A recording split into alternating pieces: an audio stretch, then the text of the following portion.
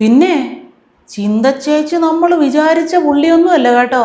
Cuban president ചിന്തച്ചേച്ചി വിളിച്ച മുദ്രാവാക്യം ഏറ്റു വിളിക്കാൻ വേണ്ടി 2 കൈയും കെട്ടി ഒരു ഓരം പറ്റി കാത്തു നിന്നെന്ന് ആരാ പറഞ്ഞെന്നറിയോ? സാക്ഷാൽ ചിന്തച്ചേച്ചി തന്നെ. അങ്ങനെ വിവ ക്യൂബ എന്നുള്ള മുദ്രാവാക്യം വിളിച്ചപ്പോൾ പ്രസിഡന്റ് ആ യോഗം കഴിഞ്ഞിറങ്ങി താഴെ വന്ന് ഞങ്ങളുടെ അടുത്ത് നിന്നു. ഉണ്ടോ? ഓ ഭയങ്കരം തന്നെ.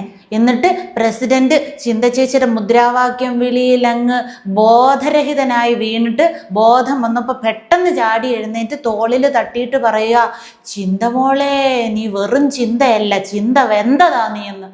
എന്റെ സ്വഭാവം അങ്ങനെ, ഞാൻ വെക്കുമ്പോ എല്ലാവർക്കും ഇട്ടൊന്ന് കൊള്ളും, അത് പലരും മനസ്സിലാക്കിയാ കൊള്ളാം. വിവ ക്യൂബ എന്നുള്ളതും ഹസ്താല വിക്ടോറിയ സിയംബ്ര എന്നൊക്കെയുള്ള മുദ്രാവാക്യം ഞങ്ങൾ വിളിച്ചു കഴിയുമ്പോൾ മസാല ഇട്ട സീബ്രയോ?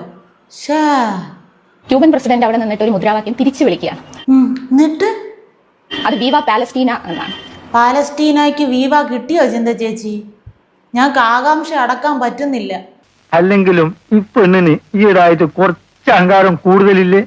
വായടയ്ക്കൂ പണിയെടുക്കൂ, അതാണ് എനിക്ക് അവരോട് പറയാനുള്ളത്.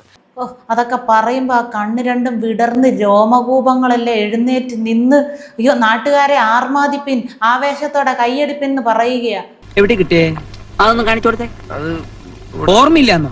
അപ്പൊ ഇടയ്ക്കിടയ്ക്ക് കിട്ടുന്നുണ്ടല്ലേ? അദ്ദേഹം പാലസ്തീനോടുള്ള ഐക്യദാർഢ്യം ആ സദസ്സിൽ നിന്ന് ഒരു രാജ്യത്തിന്റെ പ്രസിഡന്റ് രേഖപ്പെടുത്തുന്നു. വലിയ കാര്യമായി പോയി.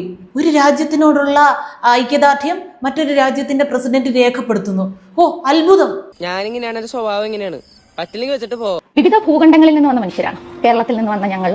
അത് ശരി, വിവിധ ഭൂഖണ്ഡങ്ങളിൽ നിന്ന് വന്ന മനുഷ്യരാ കേട്ടോ. കേരള ഭൂഖണ്ഡത്തിൽ നിന്ന് ചെന്ന ചേച്ചി, പിന്നെ കൂടെ മറ്റു കുറച്ച് സഖാക്കള്. അത് തെളിയിക്കാനുള്ള സർട്ടിഫിക്കറ്റ് ഒന്നും എന്റെ കയ്യിലില്ല. നിങ്ങൾക്ക് വിശ്വസിക്കാമെങ്കിൽ വിശ്വസിച്ചോളൂ. പിന്നെ തമിഴ്നാട് ഭൂഖണ്ഡത്തിൽ നിന്നും കർണാടക ഭൂഖണ്ഡത്തിൽ നിന്നും ഒന്നും ആരും ഇല്ലായിരുന്നോ ചേച്ചി? അതിനോട് എന്ത് പ്രസക്തി? അയ്യോ എന്നല്ല ചേട്ടാ, ഞങ്ങളുടെ തലമുറയുടെ ഒരു വലിപ്പം പറയായിരുന്നു. വലിയ ബുദ്ധിജീവി ചമഞ്ഞിരുന്ന ഈ വിവരദോഷം എല്ലാം പറയുന്നത്. നീ എന്താ ഇങ്ങനെ സംസാരിക്കുന്നത്? നിനക്ക് അറിയും കൂടി ഇല്ലാത്ത ഒരാളിനെ കുറിച്ച് അത് പറയാൻ എനിക്കൊരു നാണോ ഇല്ല. ഇന്ത്യയിൽ നിന്ന് വന്ന മറ്റ് സഖാക്കളുണ്ട്. ആദ്യം പറഞ്ഞ് കേരളം പോലുള്ള ഭൂഖണ്ഡങ്ങളിൽ നിന്ന് വന്ന ആളുകൾ ഒരുപാട് പേരുണ്ടായിരുന്നു. പിന്നെ കേരളത്തിൽ നിന്ന് വന്നവരെ കൂടാതെ ഇന്ത്യയിൽ നിന്ന് വന്ന ആളുകളുണ്ടായിരുന്നു.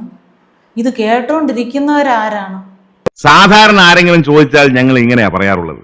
ഒരു എക്സ്പ്ലനേഷൻ ധാരാളം മതി സർ. ക്യൂബയുടെ രാഷ്ട്രത്തലവൻ മുദ്രാവാക്യം വിളിക്കുന്നു. ആ മുദ്രാവാക്യം എന്ന് പറയുന്നത് പാലസ്തീൻ ജനതയ്ക്കുള്ള ഐക്യദാർഢ്യമാണ്. ക്യൂബൻ പ്രസിഡന്റിന്റെ വാ കൊണ്ട് വിളിച്ച ആ മുദ്രാവാക്യം ഒരു ഭരണിയിലിട്ട് ഇവിടെ കൊണ്ടുവന്നിരുന്നെങ്കിലേ ഇടയ്ക്കിടയ്ക്ക് എടുത്ത് തുറന്നു നോക്കായിരുന്നു. ക്യൂബൻ പ്രസിഡന്റിന്റെ പാവന സ്മരണയ്ക്കെന്നും പറഞ്ഞ് ഇടയ്ക്കത് നോക്കി പുളകം കൊള്ളായിരുന്നല്ലോ. സമ്മതിച്ചിരിക്കുന്നു നിന്റെ ചങ്കൂറ്റം. താങ്ക്സ്. ചങ്കൂറ്റമല്ല അവസ്ഥ.